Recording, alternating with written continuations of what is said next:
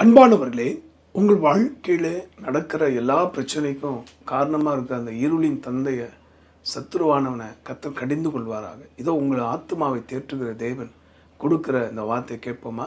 சங்கீதம் 23:3. அவர் என் ஆத்மாவை தேற்றி தம்முடைய நாமத்தின் நிமித்தம் என்னை நீதியின் பாதைகளில் நடத்துகிறார்.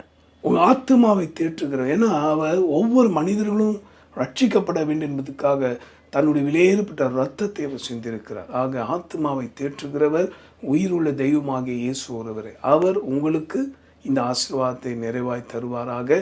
ஆக அந்த நன்மையை பெற்றிட ஜெபிப்போமா?